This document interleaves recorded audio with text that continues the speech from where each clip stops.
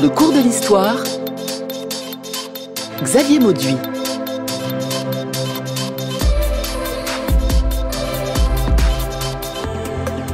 Comment éduquer un petit prince pour qu'il devienne un bon roi? Toute l'attention est fixée sur cet enfant, le fils du souverain.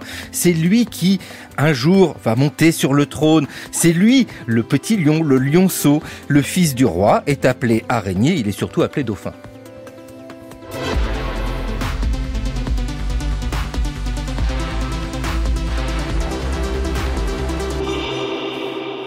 Pascal Mormiche, bonjour. Bonjour. Au moment de réfléchir à l'éducation des princes, nous touchons là à une histoire qui ne nécessite pas grande analyse dans l'idée de dire oui, les princes sont éduqués d'une manière différente, ou alors allez-vous me corriger en disant non, ils peuvent suivre une éducation tout à fait normale? Non, évidemment, ces princes ont une éducation tout à fait extraordinaire, voire même exemplaire, et le dauphin ainsi que son cadet, puisqu'il pourrait lui succéder, ont cette éducation très spécifique, avec un personnel extrêmement spécifique, une durée d'éducation spécifique qui les distingue de tous les autres enfants, même des aristocrates. Il faut le dire d'ailleurs, la personne même du dauphin, le fils du roi, est une personne extraordinaire. C'est-à-dire que dans sa manière de grandir, il ne suit pas la même courbe que les autres enfants. Je pense à la majorité d'un souverain, voilà. Un futur Alors, souverain. Chez les Bourbons, c'est ce qui est institué chez les Bourbons et sans doute pas chez les Valois, c'est l'idée que pendant 7 ans, de la naissance jusqu'à 7 ans, les princes sont entre les mains d'une très très grande princesse qui est la gouvernante et de l'équipe des femmes. Et puis à 7 ans a lieu un passage aux hommes, comme on dit, où pendant encore 7 ans, le prince va être entre les mains des hommes. Oui, c'est ça. C'est qui entoure le souverain aussi, en tout cas le futur, les enfants du souverain, dans un système où la notion de dynastie est essentielle pour le fonctionnement même de la monarchie. Il est très important de s'occuper des enfants, s'en occuper aussi, parce que nous parlons d'éducation dans le cours de l'histoire, mais s'en occuper pour leur bien-être, pour que l'enfant grandisse, soit en bonne santé. Oui, alors il y a à la fois l'instruction, qui est le savoir transmis. Il y a sans doute une instruction secrète ou du moins cachée à la plupart des hommes pour la diplomatie et les affaires extérieures. Et puis il y a toute cette éducation comportementale qui est essentielle dans la société de cour. Parce qu'un enfant qui a un rhume, c'est jamais bien. Mais quand il s'agit du dauphin, c'est une question politique aussi. Voilà. Donc la gouvernante a comme première mission de le donner, de le rendre en bonne santé. Mais une des premières missions, ça fera peut-être sourire les auditeurs, c'est de moucher l'enfant de façon à ce qu'il n'ait pas d'otite, car on a eu beaucoup de princes qui sont morts d'une maladie qui nous semble très simple, mais qui est l'otite. Ouais, c'est incroyable de réfléchir à cela, mais bien sûr, dans cette notion d'enfant roi, nous imaginons tout de suite un petit enfant privilégié. Il faut rappeler, vous Pascal Mormiche, vous êtes spécialiste des Bourbons, que chez les Bourbons, il y a, comme partout en France, beaucoup d'enfants qui décèdent jeunes. Oui, donc je ne sais pas exactement calculer le taux de mortalité des enfants, mais c'est par exemple, on avait les enfants de Louis XIV, il y avait une dizaine d'enfants plus fausses couches, etc. Et finalement, il n'y a eu que le grand dauphin. Ah, il y en a qu'un qui a pu survivre, à arriver à l'âge adulte. Ouais. Et c'est pour cela que cette question des enfants est essentielle, parce qu'il y a le regard porté par les grands sur les enfants, ce que vous nous dites là, et puis il y a l'espoir dans ces enfants, parce que ils représentent l'avenir. Avec nous aujourd'hui dans le cours de l'histoire, Sylvaine Edouard, bonjour. Bonjour Xavier Mauduit. Vous êtes maîtresse de conférences en histoire moderne à l'université Lyon 3. Et alors, là, nous évoquions les Bourbons. Vous vous intéressez à la période, j'ai envie de dire, antérieure. Ce sont les Valois, donc plutôt au XVIe siècle. J'ai presque envie de vous demander, mais il y a des constantes dans l'éducation des princes. Tout ce que nous venons de dire là pour le XVIIe siècle est valable pour le siècle précédent. À peu près. Ah, à peu près. Alors, quelles sont les différences ? Alors, les différences, elles tiennent d'abord à la documentation. C'est-à-dire que l'éducation des Bourbons est autrement mieux documentée que celle des Valois. Si bien qu'il faut parfois utiliser des biais documentaires pour pouvoir bien cerner l'éducation qui commence avec la socialisation, l'éducation du comportement, l'éducation savante, religieuse, etc. Et juste, Sylvaine Edouard, expliquez-nous, dans la documentation, parce que c'est quelque chose d'essentiel, comment travaille l'historienne au moment de rechercher ces moments documentés, sans doute, mais pour lesquels il faut lire les documents parfois entre les lignes? Oui, bien sûr. Alors, pour l'éducation des princes, lorsqu'on n'a pas une documentation aussi fournie, par exemple, que pour les Bourbons, on a trois types de documents. Il y a tout ce qui relève en fait de l'intention programmatique des parents et des précepteurs. Ce sont des choses très officielles. Ça dit l'ambition. Donc, ce sont des instructions, des correspondances, etc. Des manuels, des plans d'études.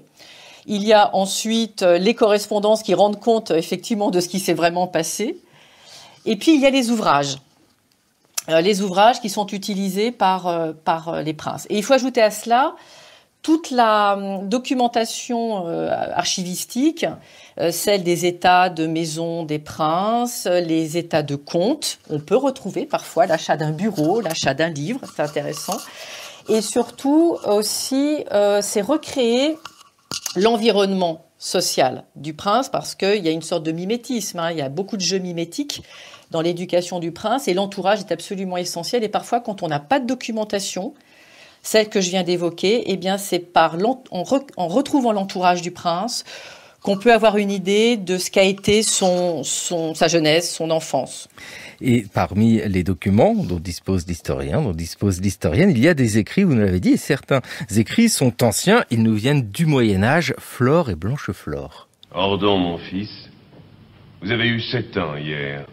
Oui, mon père. 7 ans, l'âge de connaître le monde et de l'apprendre. Vous êtes-vous demandé ce que vous en saviez? Non pas, mon père. Je sais le nom de tous les oiseaux de votre verger. Je distingue aussi bien le poirier du pommier, et même d'un cerisier ou bien d'un cassis. Je sais prendre les carpes dans votre vivier. Et savez-vous, messire, comment font les carpes pour nager? Dès aujourd'hui, Sire Guédon vous dira comment cette merveille est possible. Il vous apprendra comment tenir votre style pour faire vos lettres sur les tablettes de cire. Il vous parlera latin, vous en aurez grande joie. Vous écouterez sa leçon chaque jour, plusieurs heures.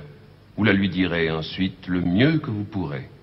Désormais, vous lui obéirez en tout et pour tout. Oui, mon père. Eh bien, gentil élève, si grande bonne volonté me réjouit le cœur.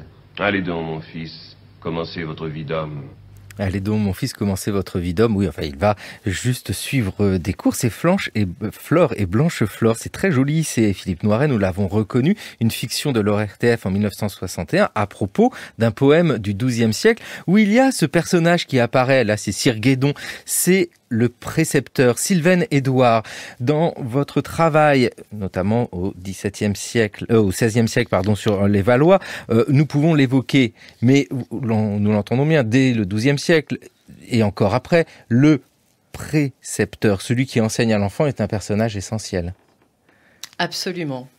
Le précepteur, il est souvent issu d'un milieu intellectuel dans lequel il est reconnu. Alors avec les humanistes, c'est souvent un personnage assez important de la République des lettres. Mais ce ne faut pas oublier, c'est que le précepteur n'est pas toujours le maître d'école. Il faut distinguer les deux choses. Il y a le précepteur qui peut être une charge honorifique et qui laisse au maître d'école le soin de faire le pédagogue, c'est-à-dire de suivre l'enfant du lever au coucher, de lui faire répéter ses leçons. Et donc le précepteur est là surtout pour donner le programme d'études. Mais alors ça reste assez rare. Et il y a des cas de précepteurs extrêmement intéressants. En Angleterre, les précepteurs sont souvent issus de Cambridge ou d'Oxford, alors qu'en France, ce sont plutôt les précepteurs des Petits Valois viennent du Collège de France, le Collège royal. Qui vient d'être créé d'ailleurs par François Ier quelque temps auparavant. Sylvaine Edouard, vous avez écrit Les Devoirs du Prince, l'éducation princière à la Renaissance, c'est un classique Garnier. Et dans cette éducation des princes, il y a ce personnage, le précepteur, mais en étudiant les différents princes, on trouve cette continuité, il y a presque des duos, des couples qui se forment, sont très soudés entre le souverain et son enseignant. Dire que la personnalité du précepteur est très importante, déjà c'est quelque chose à souligner. Ah oui, bien sûr.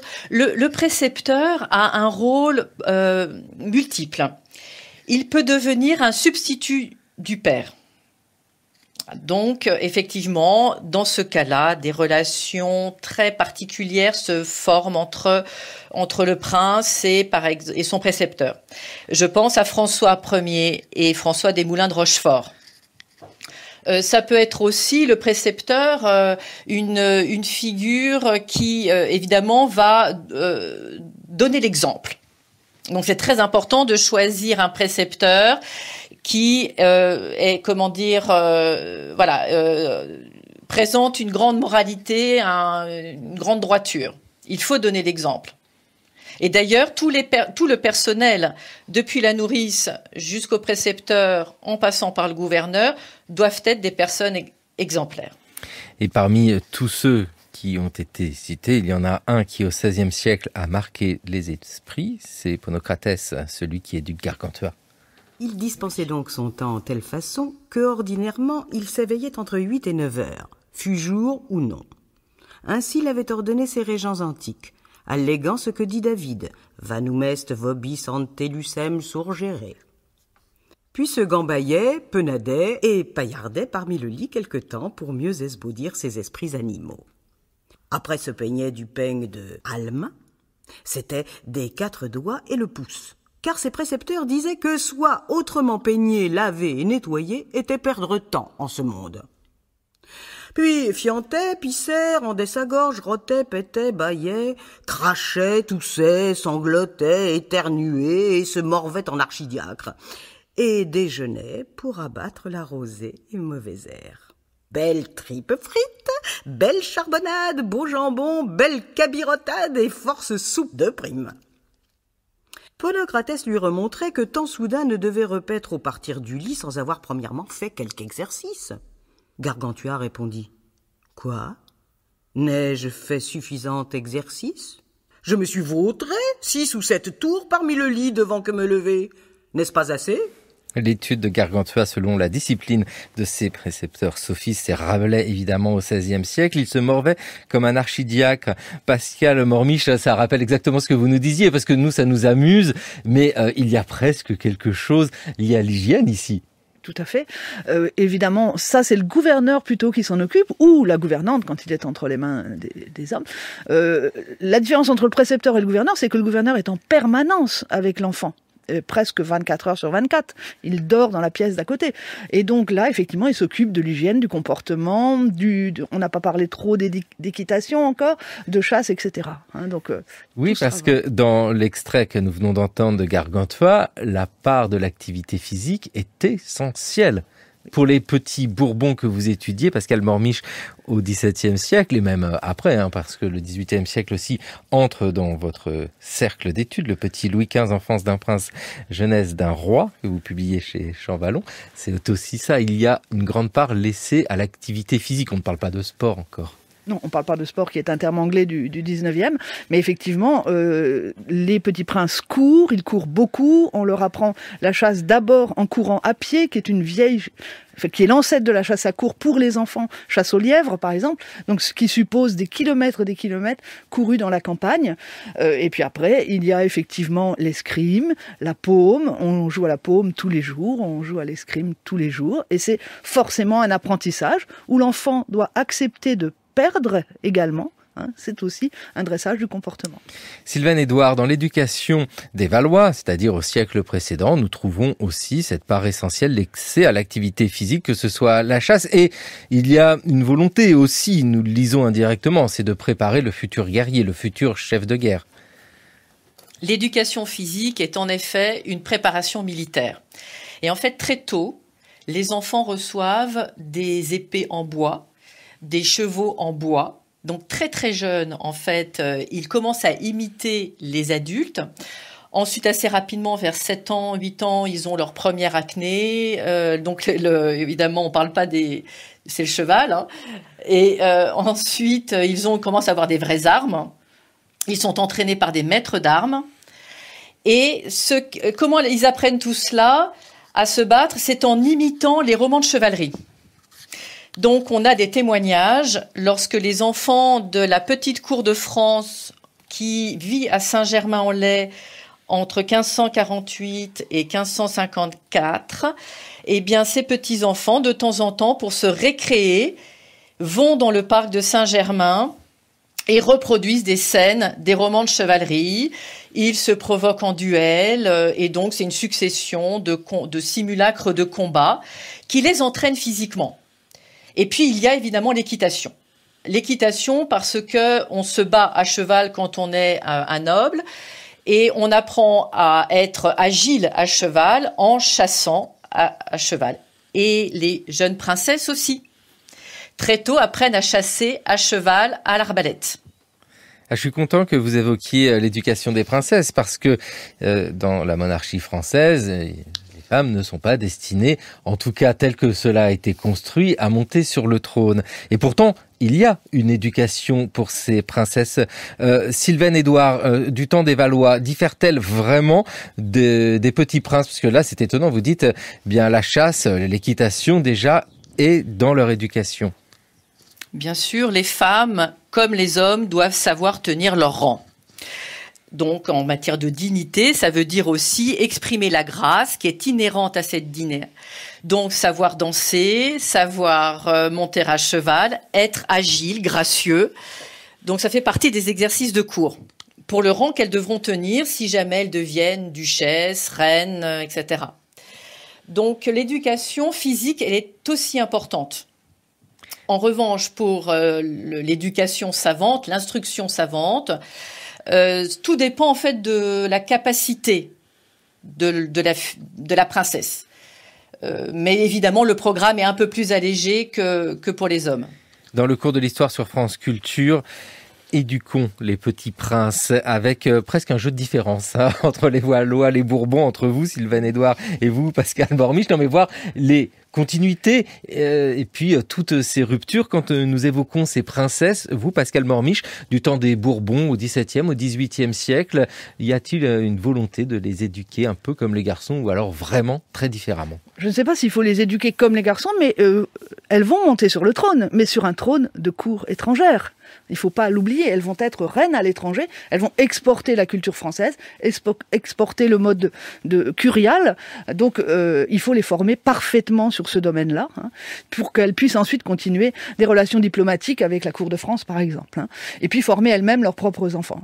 Donc des différences, moi je crois surtout qu'on n'enseigne pas ce qui est le summum des sciences politiques, l'expression n'existe pas à cette époque, mais on n'enseigne pas l'histoire aux princesses, ou une forme particulière d'histoire qui n'est pas celle des garçons.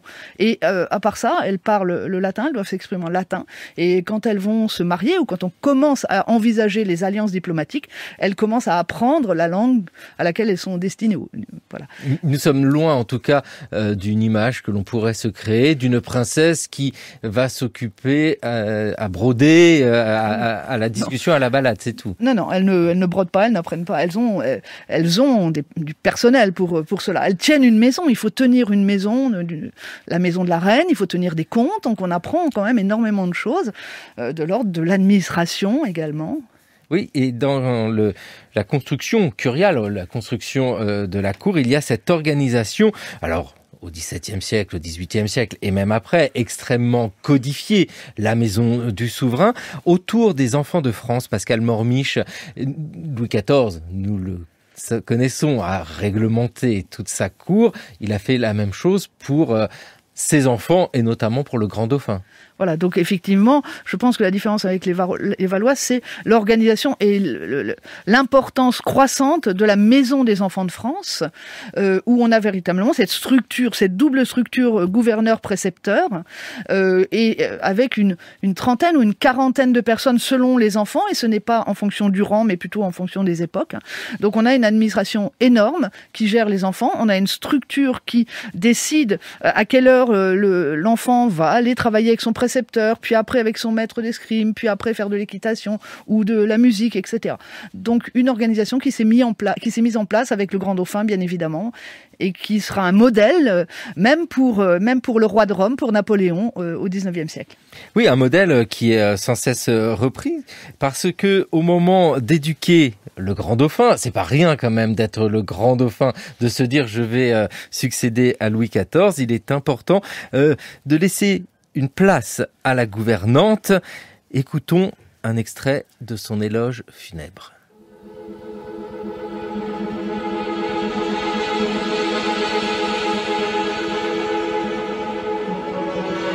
Ne reconnaîtriez-vous pas dans ce portrait que je viens de faire tous les traits d'une dame illustre, capable de former l'esprit et le cœur des enfants du plus grand monarque du monde, de leur inspirer des paroles et des pensées dignes de leur rang et de leur naissance, d'imprimer dans leurs âmes encore tendres ces sentiments élevés qui distinguent les âmes royales des âmes du commun, de leur apprendre l'art de se faire aimer de leurs sujets avant qu'ils sachent se faire craindre de leurs ennemis, de soutenir la gloire et l'espérance d'un grand royaume, en un mot, d'être gouvernante d'un dauphin de France.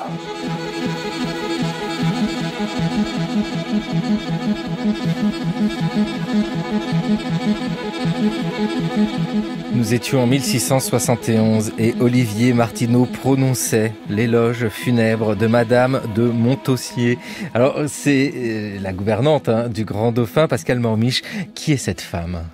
Alors, Madame de Montausier est d'abord la fille de sa maman, c'est-à-dire Madame de Rambouillet, la duchesse qui recevait dans le Marais à Paris, cette précieuse qui recevait les femmes intellectuelles de cette époque-là et les hommes également. Donc c'est à la fois, c'est la seule gouvernante qui, je dirais, fait exception dans ma série de gouvernantes et parce que c'est une intellectuelle, parce que c'est une précieuse, parce que Louis XIV l'a choisie ainsi pour ses enfants, tranchant par là par rapport aux gouvernantes précédentes, mais elle ne va rester que 4-5 ans. Et puis ensuite, elle va passer à la maison de la reine pour animer la maison de Marie-Thérèse. Et puis, c'est en fait son mari, Monsieur de Montausier, qui deviendra le gouverneur du Grand Dauphin et des autres enfants. Pascale Mormiche, il faut bien le dire, si Madame de Montausier cesse d'être la gouvernante des enfants de France, ce n'est pas parce qu'elle ne répond pas aux attentes, c'est parce que, plus le dauphin grandit, plus il est question de changer les choses. C'est pour ça qu'à un certain âge, fini la gouvernante, voici le gouverneur. Tout à fait. C'est le passage qu'on appelle le passage aux hommes et qui est, à mon avis, mis en place chez les Bourbons, qui estiment que, comme le futur roi va passer sa vie avec des ministres, avec des hommes, il faut que ce soit les hommes qui instruisent. Mais toute l'éducation de la gouvernante a été extrêmement importante avant les 7 ans. C'est très difficile à mettre en valeur parce que nous n'avons pas assez de sources sur les gouvernantes, mais nous savons que ce sont des femmes extrêmement instruites qui savent absolument bien à la fois gérer ce qu'on appelle la maison des princes, qui savent assurer, on l'a dit tout à l'heure, éviter les maladies, qui savent absolument éviter les maladies, faire partir les enfants quand il le faut, etc. Donc des grandes princesses qui reste à connaître encore un peu mieux. Dans cette organisation de la cour sous Louis XIV, nous avons quelque chose d'une efficacité redoutable. Sylvaine Édouard, qu'en est-il au siècle précédent sous les Valois ? Alors il n'y a peut-être pas cette organisation qui a été portée au nu, Louis XIV formidable, pourtant tout existe déjà. Absolument. Les princes ont leur maison. Et eux aussi sont confiés à une gouvernante. Très souvent, la mère joue un rôle très important dans l'éducation. Et vers 7 ans, l'enfant passe aux hommes, donc au gouverneur, au précepteur. Alors évidemment, les maisons sont plus ou moins développées sous les Valois la fin du XVe siècle et tout au long du XVIe siècle.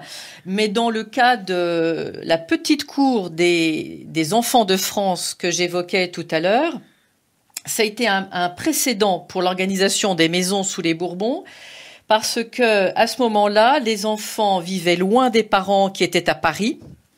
Eux, on les avait protégés des miasmes de Paris en les confinant à Saint-Germain en lait. Alors, ils en bougeaient un petit peu de temps en temps.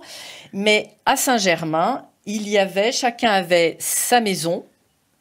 Et en 1551, les comptes des enfants de France font état d'environ 300 individus servant dans les maisons princières.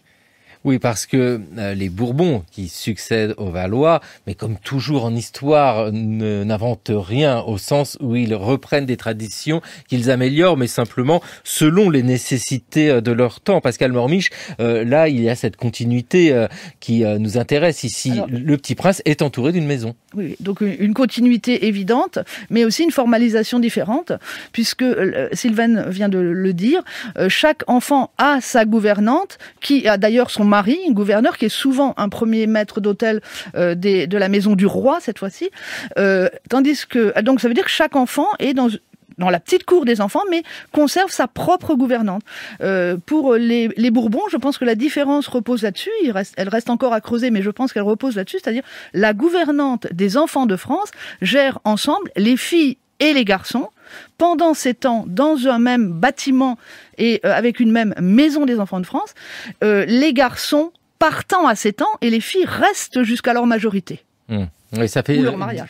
Oui, ou leur mariage. Oui, ça fait une différence. Pascal Mormiche, la question se pose de l'intégration de ces enfants très particuliers dans la société à l'univers qui est autour d'eux. Côtoient-ils les gens de la cour ou sont-ils dans une petite bulle ? Alors, en ce qui concerne les Bourbons, les enfants sont rapidement... Alors, je ne parle pas de l'enfance de Louis XIII, qui était une enfance de transition avec ses sœurs, mais à partir, effectivement, de Louis XIV et surtout du Grand Dauphin et des suivants, eh bien, les enfants sont mis dans dans un côté véritablement du château. Alors quand c'est à Saint-Germain, c'est une aile, et à Versailles, une autre aile qu'on appellera bientôt l'aile des Princes, l'aile sud. Côtoient-ils la société ? Oui, tout à fait. Bien sûr, leurs gouvernantes sont des grandes princesses, bien sûr, les sous-gouvernantes sont des duchesses, mais il y a tout un personnel, et puis on les sort énormément dans les jardins. Ils peuvent discuter. On a des textes, grâce au Journal des Rois, on sait exactement comment le futur Louis XIII rencontrait des menuisiers, des sculpteurs. Donc là, on est en train de les former à l'art et à la reconnaissance des artistes. Mais il rencontre plein de gens. Et puis, il y a tout le personnel militaire. Quand Sylvaine parlait de 300 personnes, c'est effectivement qu'il y a le service d'instruction et d'éducation, et puis le service de garde, et les princes et princesses jouent avec les gardiens. Il y a les huissiers également. Enfin, oui, il y a du monde. Il y a du monde. La maison ils les connaissent. La maison du souverain, ce n'est pas un bâtiment, c'est une institution constituée de personnes. Nous parlons beaucoup de Saint-Germain, de ce château Saint-Germain-en-Laye, pas très loin de Paris, à l'ouest de Paris, qui se visite. C'est le musée d'archéologie nationale aujourd'hui, et nous voyons cette immense promenade qui existe toujours. C'est un régal de s'y balader. Sylvaine Édouard, c'est sur cette promenade, vous nous disiez que les petits princes allaient faire leurs exercices, et je vous pose la même question pour les Valois. Non, pareil, nous n'avons pas des enfants dans une bulle, ils sont liés à la société de cour. Oui, c'est très intéressant parce que c'est justement une façon de mieux comprendre leur éducation pour devenir un souverain. Souvent on dit que pour commander, il faut avoir appris à obéir, et donc ça c'est le rôle du précepteur, mais il faut aussi que le prince apprenne quelle est sa dignité, sa place dans la société, d'être le premier entre ses pairs, en étant élevé avec généralement les fils et les filles des grands officiers de la maison du roi, du gouvernement. Il est question de dauphins dans le cours de l'histoire sur France Culture. Les dauphins, ceux qui sont appelés à devenir rois. Des dauphins, puisque c'est le titre que l'on donne traditionnellement en France, lié au Dauphiné. Ça aurait très bien pu être les lionceaux.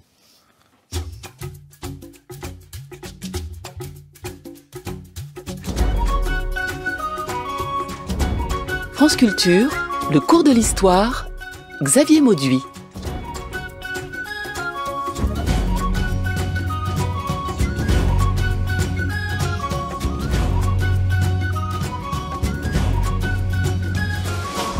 Simba, c'est moi le roi du royaume animal. C'est bien la première fois qu'on voit un roi avec si peu de poils. Je vais faire dans la cour des grands une entrée triomphale.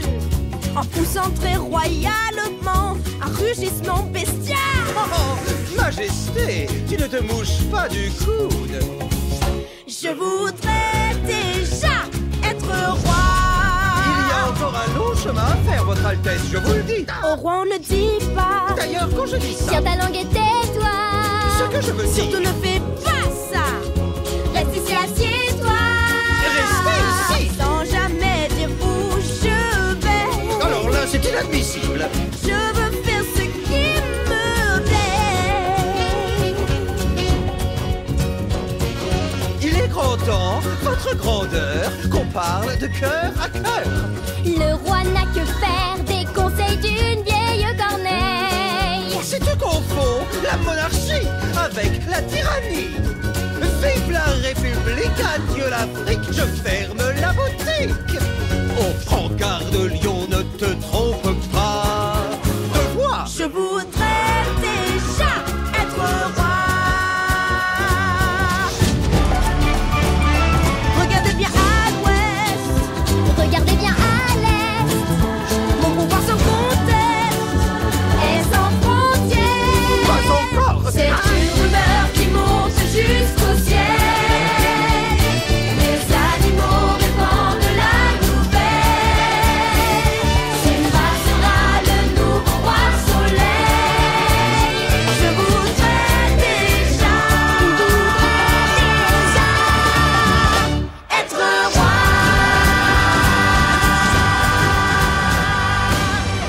Je voudrais déjà être roi. C'est un extrait du dessin animé de Walt Disney, Le Roi Lion, dans le cours de l'histoire sur France Culture, une émission réalisée par Milena Helig, avec aujourd'hui à la technique Ryan Berki et Audrey Guélil. Le cours de l'histoire, je voudrais déjà être roi, l'éducation des petits princes. Sylvaine Edouard, vous nous avez dit que ces jeunes princes appliquaient leur lecture dans les jardins, notamment du château de Saint-Germain, les romans de chevalerie qu'ils avaient lus. La question se pose, que lisaient tous ces enfants, ou en tout cas, que leur faisait-on lire ? Alors, les princes avaient des lectures qui, à la fois, formaient leur imaginaire chevaleresque commun à tous les nobles de leur condition.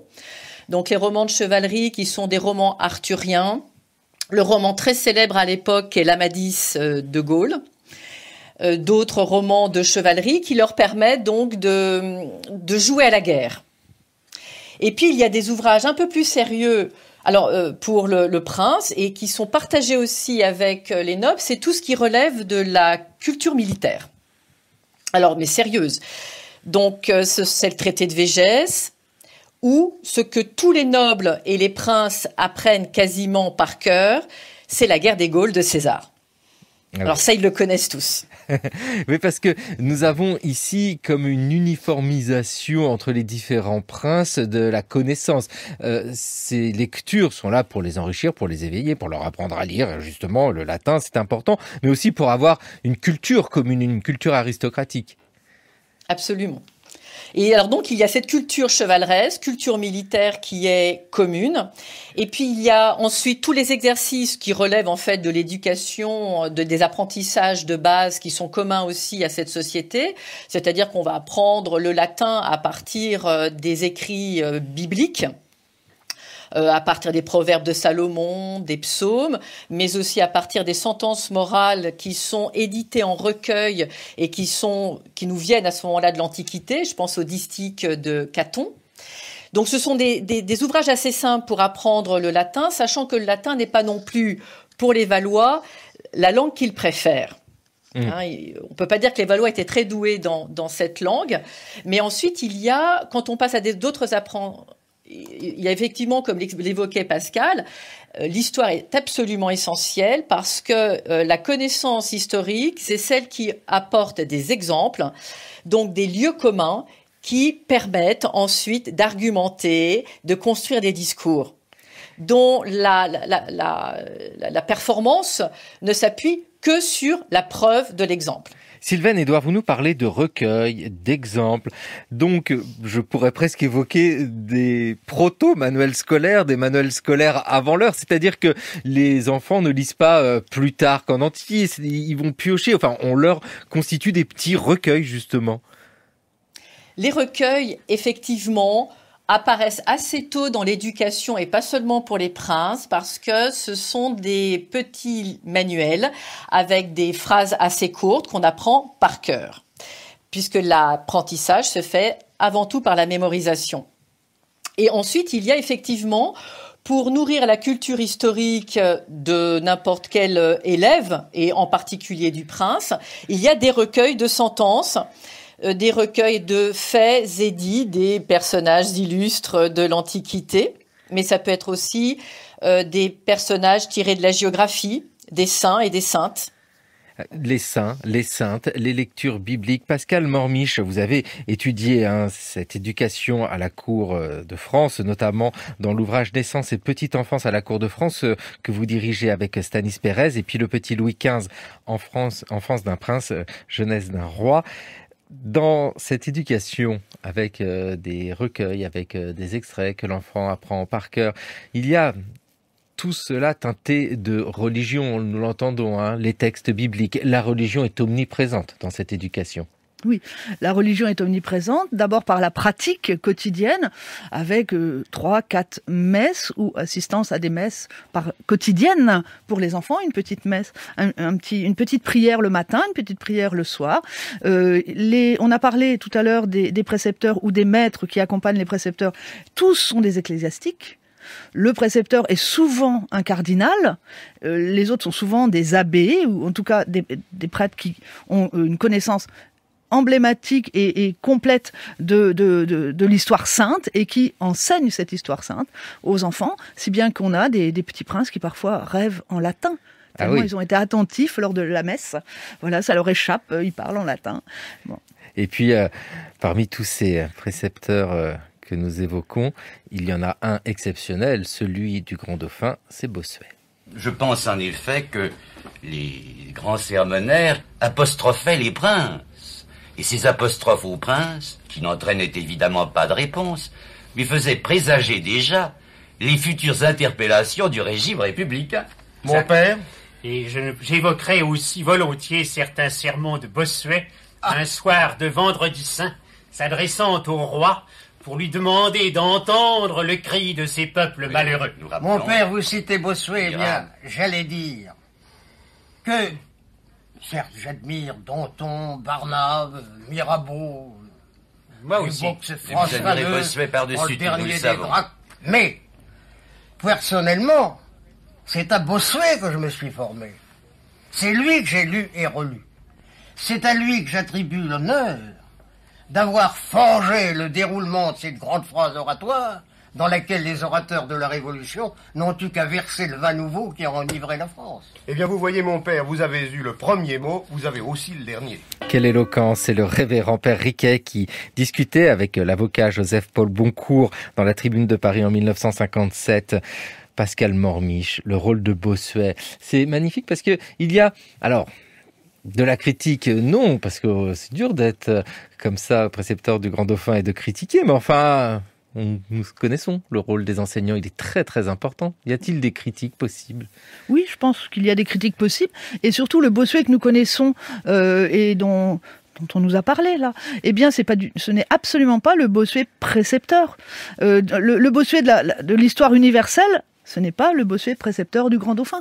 C'était quelqu'un qui a évidemment arrivé avec sa réputation de formidable orateur, et il fallait former un Grand Dauphin orateur. Ça, c'est de nouveau à la cour de Louis XIV. Il faut que le prince sache parler, donc personne d'autre que Bossuet parlait aussi bien à la cour. Mais ensuite, l'histoire que Bossuet a enseignée, ce n'est pas du tout celle de l'histoire universelle, qui a été retravaillée par Bossuet pour en faire l'œuvre que l'on connaît actuellement. Les travaux de Bossuet pour le Grand Dauphin sont beaucoup plus simples, adaptés à l'enfant, peut-être pas au rythme de l'enfant. On a quelques brouillons, on a beaucoup de ratures du Grand Dauphin avec Bossuet. Mais voilà, donc Je pense que Bossuet a beaucoup gagné à avoir été le précepteur pour sa réputation, mais il n'a pas été forcément un très très bon précepteur. Pascal Mormiche, nous avons conservé d'ailleurs tous ces documents exceptionnels, nous en avons beaucoup, du Grand Dauphin, mais même de Louis XIV, des exercices. C'est toujours merveilleux et touchant de se dire, tiens, c'est Louis XIV qui, de sa main hésitante, essaye d'écrire quelques mots. Voilà. Alors, c'est peut-être ces brouillons, ces quelques brouillons épars que nous avons dans les différentes bibliothèques, bibliothèque nationale, bibliothèque royale qui est devenue nationale, hein, archives de France. Mais là, on a très très peu de brouillons parce qu'un prince ne peut pas être imparfait. Et donc, tous les brouillons, les exercices que faisait le prince je pense, ont été éliminés par les précepteurs de façon à ce qu'il n'y ait pas de témoignage des erreurs de prince enfant, qui sont les mêmes erreurs que nos enfants et nos élèves à nous. Hein. Ne soyons pas plus royalistes que le roi, c'est le cas de le dire. Voilà. Donc, on a quelques brouillons. On a la main ce qui est intéressant, c'est de voir quelques brouillons, mais c'est rien par rapport à l'immensité du travail quotidien. Voilà, c'est ça que je voulais indiquer. Et ces quelques brouillons que nous avons sont extrêmement émouvants, effectivement, puisqu'on voit le Grand Dauphin raturé, on voit Louis XV raturé, on voit Louis XVI raturé, on voit tous ces princes. Immensité du travail, vous venez de dire, Pascal Mormiche, mais oui, le travail et les messes et l'équitation et un peu d'escrime, c'est extrêmement dense sous les Bourbons au XVIIe au XVIIIe siècle, Sylvain Édouard pour les Valois au XVIe siècle, au temps de la Renaissance. Trouvez-vous que l'éducation était aussi poussée ? Alors, c'est difficile de répondre par l'affirmative. Il y a beaucoup moins de preuves évidentes de cette occupation, d'abord parce qu'on n'a pas non plus les exercices scolaires. On les a retrouvés pour Marie Stuart. On a retrouvé en tout cas l'un de ces cahiers d'exercices qui avait été recopié au propre pour être montré à la cour. Mais pour les garçons, en particulier ces jeunes frères, il n'y a pas vraiment de traces pour mesurer les exercices quotidiens. Mais à n'en pas douter, quand même, voilà, ils sont soumis à un rythme lié à l'école. Effectivement, on se lève tôt le matin, on prie en s'habillant, on va assister à la messe, on commence la leçon, on dîne, c'est-à-dire qu'on déjeune. Et puis, et ainsi de suite, on enchaîne les cours, les exercices physiques et on retourne prier avant d'aller se coucher, etc. Non, je pense que les rythmes, de toute façon, sont à peu près les mêmes parce que dans les plans d'études, en Europe en général, on retrouve les mêmes plans d'études avec les mêmes programmations de journées d'école. Donc, il n'y a pas de raison que les jeunes Valois aient échappé à la règle commune. Et puis, nous le savons, évidemment, le temps passe, les choses ne sont pas pareilles. L'enfance d'un François Ier n'est pas la même qu'un Henri III, n'est pas la même qu'un jeune Louis XIV pendant la Fronde. Et vous nous l'avez dit, Pascal Mormiche, celle de Louis XIII était particulière, oui, très particulière. La leçon va commencer, monsieur le duc d'Anjou. Le roi s'impatiente. Commencez, monsieur, le roi n'attend pas. Pour être roi, il suffit d'être le fils de Louis XIII et de naître le premier. Mon frère aîné est roi, mais mon frère est moins futé que moi. Si je le dis, je suis déculotté et fouetté, c'est le roi. Un roi a toutes les qualités. Mon frère a toutes les qualités. Il est secret, prétentieux et sournois. Il méprise la terre entière. Il est fin. Avec moi, jamais vulgaire. Il est parfait. C'est le roi. Des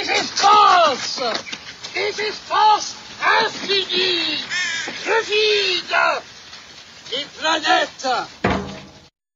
Nous avons entendu un extrait de Louis, enfant roi, de Roger Planchon en 1993, où Philippe d'Orléans, donc le duc d'Anjou, s'adresse à propos de son frère, le petit Louis XIV. Il y a de ça aussi, Pascal Mormiche. L'enfant ne peut pas se tromper s'il est dauphin, s'il est destiné à être roi. Et dès lors, toute forme d'éducation devient extrêmement complexe si l'on ajoute à cela les flatteurs. Voilà, effectivement. Et donc, le préceptorat, l'enseignement du précepteur se passe en chambre et n'est jamais public. Et on peut corriger l'enfant dans le cabinet d'apprentissage. Et c'est pour ça qu'il sort parfois dans la cour, mais là, entre les mains du gouverneur. Voilà. Mais donc là, on a très bien entendu le cadet.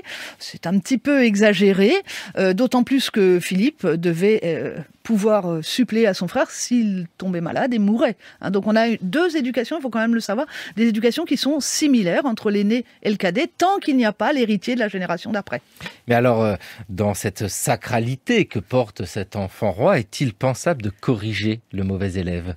Alors, il m'a semblé, mais c'est encore à vérifier, il m'a semblé que tant que le roi, le père, était présent, il déléguait la fonction de fouetter au gouverneur. À partir du moment où le roi est roi, je pense à Louis XV qui est roi à 5 ans, plus personne n'ose le fouetter. Cependant, le fouet n'est pas non plus une méthode d'éducation dominante. Il y a beaucoup de réprimandes. Vous le savez sans doute, tant que le prince est en robe, c'est-à-dire à peu près jusqu'à 5-6 ans, où il continue à être habillé en robe, eh bien, il est tenu en lisière par 2 rubans dans la robe par sa gouvernante et qui va tirer quand il y a un problème ou va lui faire. Je pense qu'il y a un code qu'on ne connaît pas. Donc réprimander un roi, c'est absolument pas facile, mais ils sont corrigés ou mis dans un cabinet pour ne pas parler. Voilà, il y a quand même effectivement une grande sévérité, mais majoritairement on choisit d'être l'exemplarité, comme l'a dit, donc l'exemplarité des adultes qui se comportent bien. Oui, voilà, c'est ça. Les adultes se comportent bien autour de l'enfant. Sylvain Edouard, pour terminer, rappelons la charge sur les épaules de ces petits princes qui parfois vont à la guerre. Ils assistent au combat.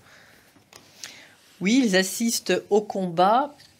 Alors, on ne les emmène pas trop tôt, peut-être à partir de 16 ans. Oui. Même ça a été un peu plus tard pour Henri II. Sa première campagne, c'était 1536. Donc, il avait été beaucoup plus âgé. Mais on peut dire qu'un jeune homme doit être prêt à partir à la guerre à 14 ans.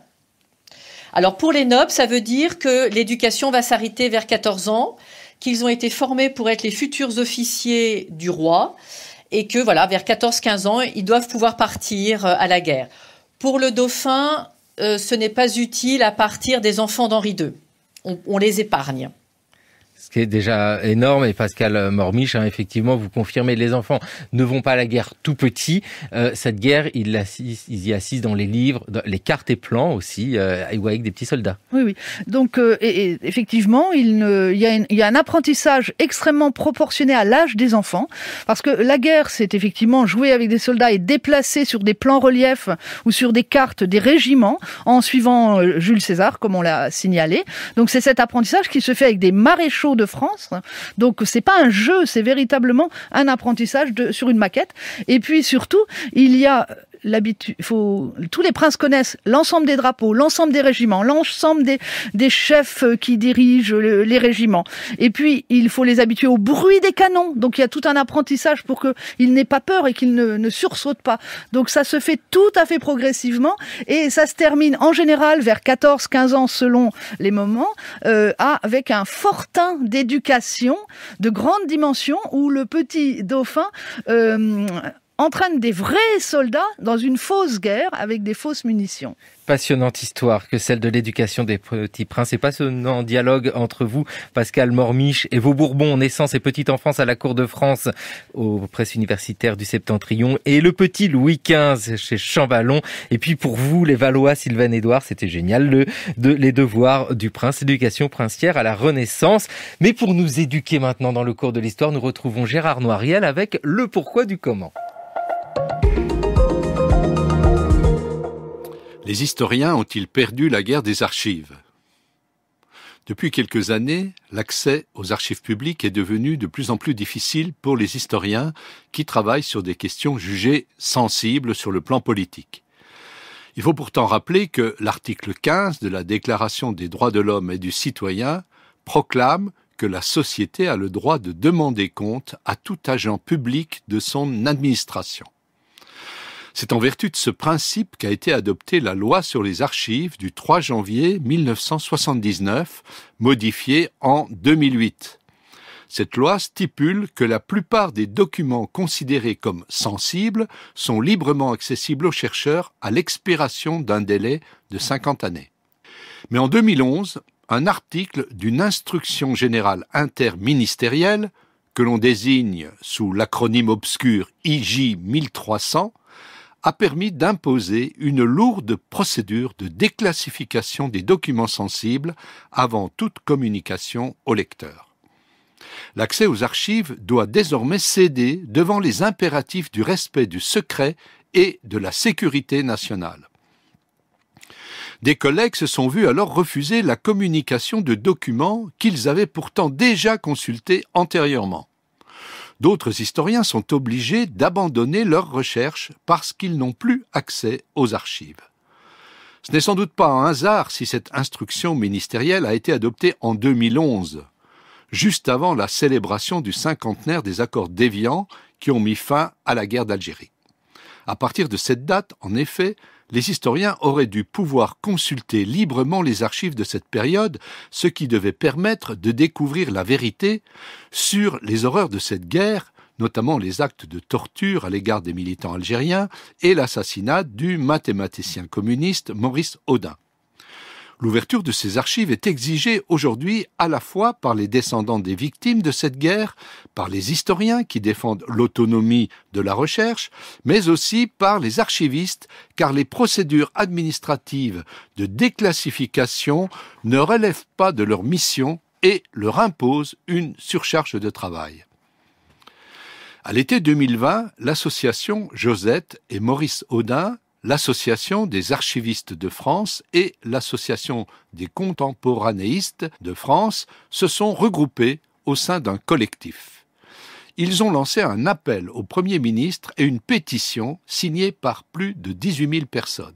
Puis le collectif a déposé un recours devant le Conseil d'État qui leur a donné raison en annulant l'article de l'IJ 1300 qui contredisait la loi sur les archives.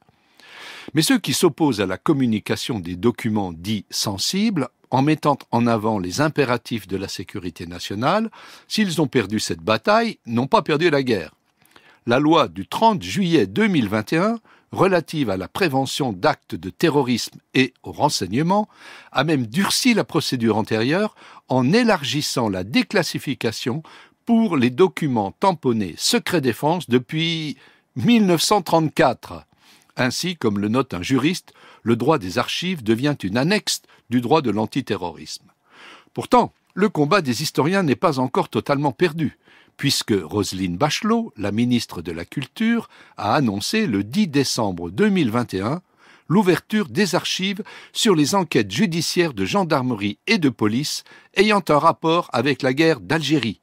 Comme on dit dans les séries policières, affaire à suivre.